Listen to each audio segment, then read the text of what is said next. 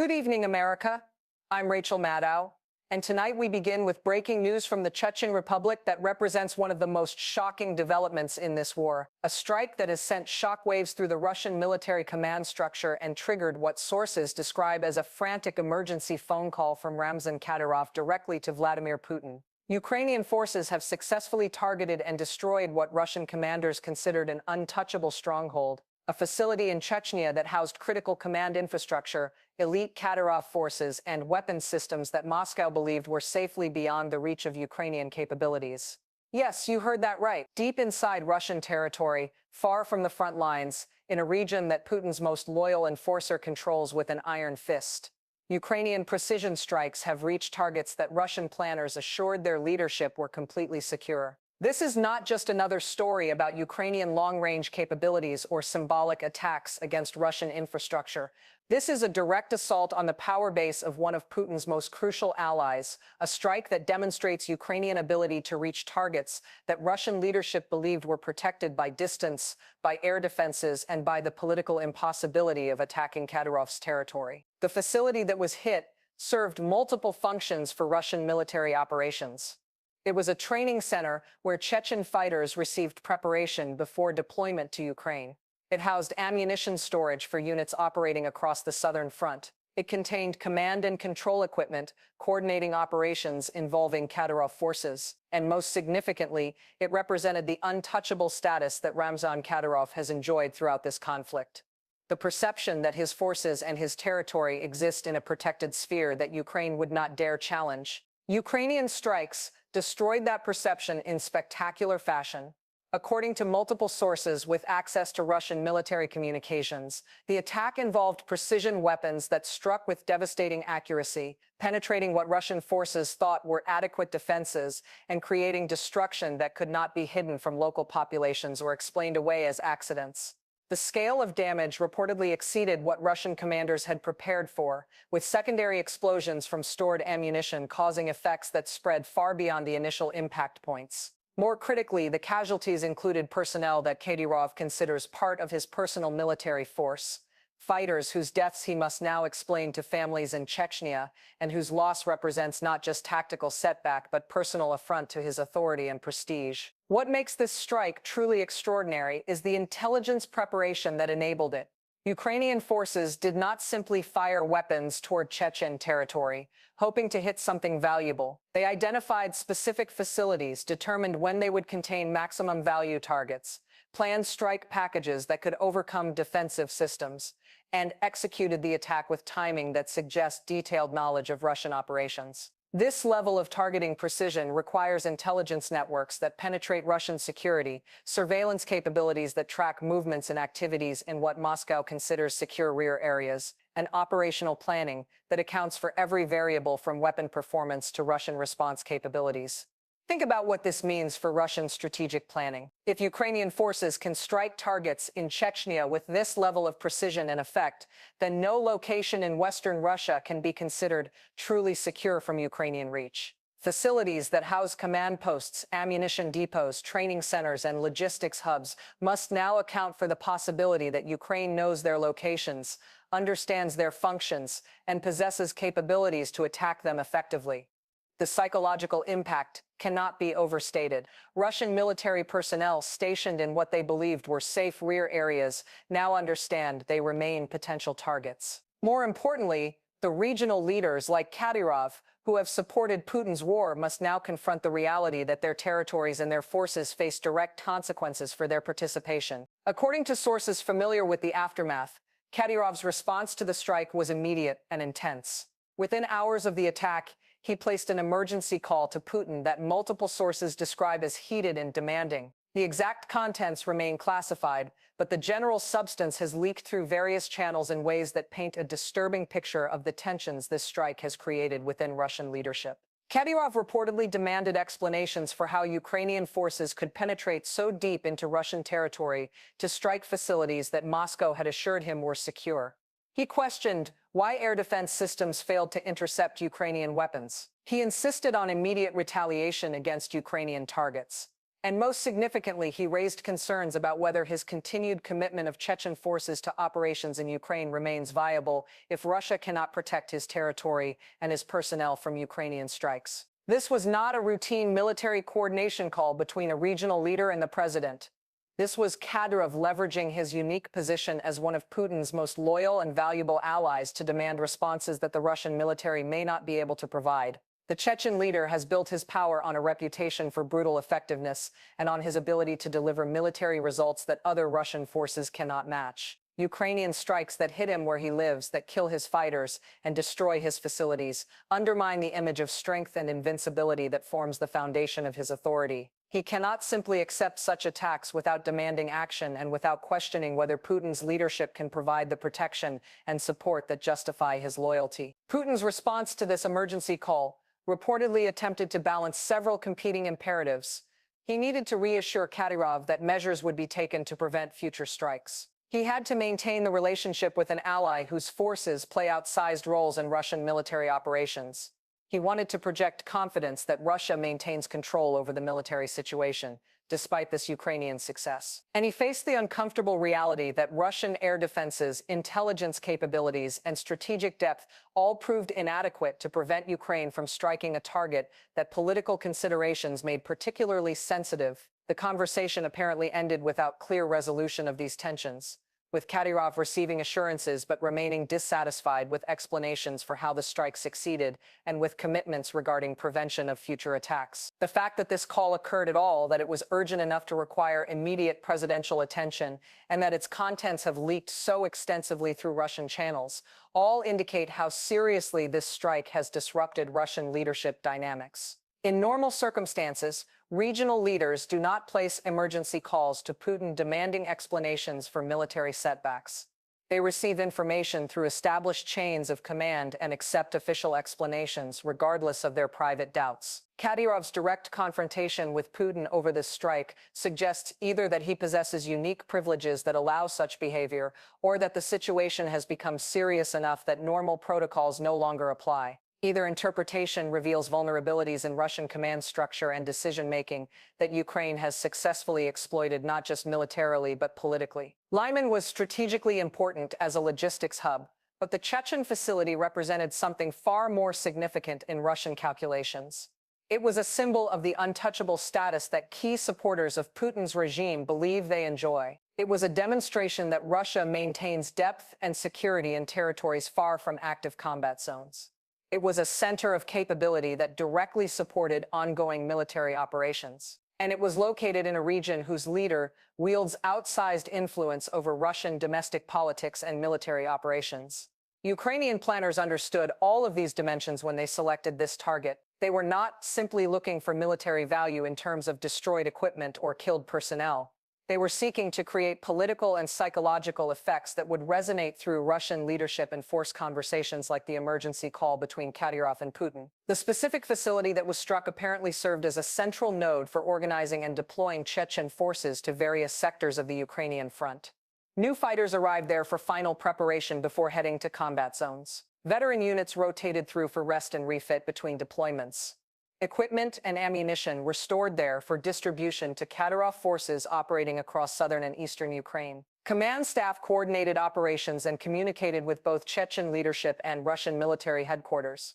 Destroying this facility does not simply eliminate one target. It disrupts an entire system of operations that depends on this central node functioning effectively. Kadyrov forces now face challenges in organizing rotations, in distributing supplies, in coordinating operations, and in maintaining the logistical support that enables their combat effectiveness. Beyond the immediate military impact, the strike creates political complications that extend far beyond simple battle damage assessment. Kadyrov must now explain to the families of killed fighters how Ukrainian weapons reached into Chechnya to kill their sons, brothers, and fathers. He must address questions from his own security services about how intelligence failures allowed such precise targeting. He needs to reassure his military commanders that similar strikes will not occur against other facilities, even though he cannot actually provide such guarantees given demonstrated Ukrainian capabilities. And he faces uncomfortable questions about whether his loyalty to Putin and his commitment of Chechen forces to this war serve Chechen interests if the result is Ukrainian strikes against Chechen territory and casualties among Chechen fighters in facilities that were supposed to be secure. The ammunition and equipment losses compound these political challenges with operational problems. Kadyrov forces operating in Ukraine depend on supply chains that run through facilities in Chechnya where material is stored, organized, and distributed. Disrupting these facilities means units in combat zones face shortages of critical supplies. Operations must be scaled back or postponed while alternative supply arrangements are established. The reputation for effectiveness that Kadyrov forces have carefully cultivated suffers when they cannot maintain operational tempo due to logistics failures. And Russian military commanders who coordinate with Kadyrov forces now face uncomfortable questions about reliability and sustainability of units whose support infrastructure has proven vulnerable to Ukrainian strikes. The precision of the Ukrainian strike raises disturbing questions for Russian security services about intelligence penetration. Hitting specific facilities in Chechnya with the accuracy that Ukrainian forces demonstrated requires detailed intelligence that goes far beyond publicly available information or satellite imagery. Someone provided Ukraine with precise coordinates, with information about what the facility contained and when it would hold maximum value, with details about defensive systems and their capabilities, and with timing that maximized impact while minimizing chances of interception. This level of intelligence suggests either that Ukrainian services have recruited sources within Russian military or security structures, or that Western intelligence agencies are providing Ukraine with information collected through methods that penetrate deep into Russian operations. For Russian counterintelligence, this strike represents catastrophic failure. Their primary mission is preventing exactly this type of intelligence compromise. They are supposed to protect sensitive facilities through security measures that detect surveillance and prevent information leakage. They should identify and neutralize intelligence networks before they can provide targeting information that enables strikes. The fact that Ukrainian forces successfully attacked a facility in Chechnya means Russian counterintelligence failed comprehensively at multiple levels. They did not detect whatever surveillance identified the facility as valuable target. They did not prevent the collection of detailed information about the facility's functions, defenses, and patterns of activity. They did not intercept communications between Ukrainian forces and whatever sources provided this intelligence. And they did not prevent the strike, despite presumably having some warning that Ukrainian forces possessed long-range strike capabilities. Kadyrov's security services now face questions about their own competence and loyalty. The Chechen Republic operates what amounts to a parallel security structure that answers primarily to Kadyrov rather than to Russian federal agencies. This arrangement has created tensions for years, with Russian security officials resenting Kadyrov's autonomy while Kadyrov insists his services are more effective than federal agencies. The Ukrainian strike validates Russian concerns about security gaps in Chechen structures while simultaneously exposing federal counterintelligence failures. The finger-pointing and recriminations that follow will further strain relationships between Kadyrov and Russian security agencies, potentially creating exploitable divisions that Ukraine and Western intelligence can leverage for future operations. The intelligence preparation for this strike likely took weeks or months of collection, analysis, planning, and coordination. Ukrainian intelligence officers and their Western partners identified the facility through some combination of signals intelligence, human sources, satellite imagery, and other collection methods. They confirmed its functions and importance through multiple sources and methods. They tracked patterns of activity to determine optimal timing. They assessed defensive systems and identified vulnerabilities that strike packages could exploit. They coordinated with operational planners to develop attack plans that maximized chances of success, and they maintained operational security throughout this entire process to prevent Russian counterintelligence from detecting preparations and reinforcing defenses or relocating key assets. This comprehensive intelligence operation succeeded against a target that Russian services believed they had secured. Putin's power depends on maintaining a coalition of regional leaders, military commanders, oligarchs, and security officials who support his rule and implement his policies. Kadyrov represents a crucial element of this coalition, providing military forces that are loyal, effective, and willing to conduct operations that other Russian units might refuse or execute poorly. The relationship between Putin and Kadyrov has always involved careful balance. Putin provides Kadyrov with autonomy in Chechnya, with resources to maintain his power, with protection from federal agencies that might otherwise constrain him, and with opportunities to project power beyond Chechen borders. In exchange, Kadyrov provides unwavering public loyalty, deploys fighters to conflicts where Putin needs capable forces, and serves as an enforcer who can be relied upon for tasks requiring brutality and determination. Ukrainian strikes against Chechen facilities threaten this carefully balanced relationship. Kadyrov expects that his loyalty and his contributions entitle him to protection and support from Putin and the Russian state. When Ukrainian weapons kill his fighters and destroy his facilities, he questions whether the relationship remains beneficial. If Russia cannot protect his territory and his forces, if Putin's war brings destruction to Chechnya rather than glory and resources, then Kadyrov must reconsider the calculations that justify his support for Putin's policies. The emergency phone call represents an opening demand for Putin to rebalance the relationship, to provide something tangible that justifies continued Chechen commitment to a war that now brings direct costs to Kadyrov's power base. Putin faces difficult choices in responding to Kadyrov's demands. He can promise enhanced air defenses for Chechen territory, but such systems are already stretched thin, defending more critical targets, and their effectiveness against Ukrainian strikes remains questionable. He can authorize retaliatory strikes against Ukrainian targets, but this risks escalation and may not satisfy Kadyrov's desire for visible punishment of those responsible. He can offer additional resources or authorities to Kadyrov as compensation, but this creates precedents for other regional leaders to make similar demands whenever they face setbacks. Or he can attempt to downplay the significance of the strike and insist that Kadyrov accept losses as part of the price of war, risking that Kadyrov responds by reducing his commitment or even withdrawing Chechen forces from some operations. None of these options are attractive, and all of them reveal how Ukrainian strategy has evolved beyond simply inflicting military damage to creating political problems within Russian leadership. By striking targets that hurt Putin's key allies, Ukraine forces wedges between the president and the coalition that supports him.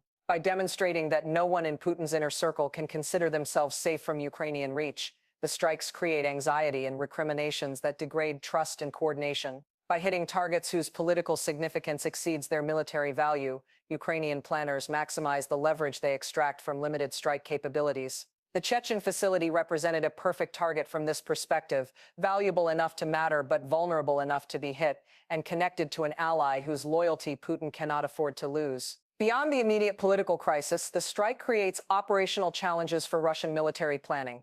Chechen forces have played disproportionate roles in some of the most difficult and brutal fighting in Ukraine. They have been deployed to secure areas where other Russian units failed. They have conducted operations that require particular ruthlessness or that involve high casualties. They have served as blocking forces that prevent retreats and that execute soldiers who abandon positions. Russian commanders depend on Kadyrov forces for missions where absolute reliability and willingness to accept losses are essential. Any reduction in the availability or effectiveness of Chechen fighters creates gaps in Russian military capabilities that cannot easily be filled by other units. The facility that was destroyed provided critical support infrastructure for maintaining Chechen forces in combat. With that facility damaged or destroyed, Russian logistics planners must develop alternative systems for training, equipping, and rotating Kadyrov fighters. This takes time, diverts resources from other priorities, and may not achieve the same levels of effectiveness as the original arrangements. Units currently deployed in Ukraine may face extended rotations if replacement forces cannot be prepared and deployed on schedule. Operations may need to be postponed or canceled if Chechen forces cannot participate as planned. The overall tempo and effectiveness of Russian military operations decline when key units face logistics and support challenges that prevent them from operating at full capability. Russian air defense planners now confront uncomfortable questions about how to protect rear area facilities from Ukrainian strikes. The systems currently deployed apparently failed to prevent this attack. Do they need more advanced systems with better performance? Do they need greater numbers to provide redundant coverage? Do they need different positioning or integration to detect and engage threats more effectively? Or do Ukrainian capabilities simply exceed what Russian air defenses can reliably counter? Each of these possibilities suggests different responses, and Russian military leadership may not have clear consensus about which approach to prioritize. While they debate, Ukrainian forces continue improving their strike capabilities and identifying additional targets whose destruction would create valuable military or political effects. The broader Russian military must also consider what this strike means for the security of their own rear area installations. If Ukrainian forces can hit targets in Chechnya, they can potentially strike facilities anywhere in Western Russia. Command posts, training centers, ammunition depots, logistics hubs, and other critical infrastructure all face increased risk. Russian military planners must now allocate resources to defending targets they previously considered secure, spreading already limited air defense systems even thinner across more potential target areas. This creates a dilemma where protecting everything adequately becomes impossible, forcing difficult decisions about which facilities receive priority defensive coverage and which must accept risk. Ukrainian intelligence will work to identify these priorities and target the facilities that receive less protection. Ukrainian strategy has evolved throughout this war, from initial survival against overwhelming Russian aggression to organized defense that prevented the fall of Kyiv to counter-offensive operations that liberated significant territory to the current phase that combines active defense with precision, strikes against Russian capabilities, and political cohesion. The attack on Chechen facilities represents the latest evolution in this strategy, demonstrating that Ukraine can now reach targets deep in Russian territory and create effects that threaten far beyond immediate battle damage. This capability transforms the strategic calculus that Russian leaders must employ when deciding how to prosecute this war and when to consider negotiated settlements.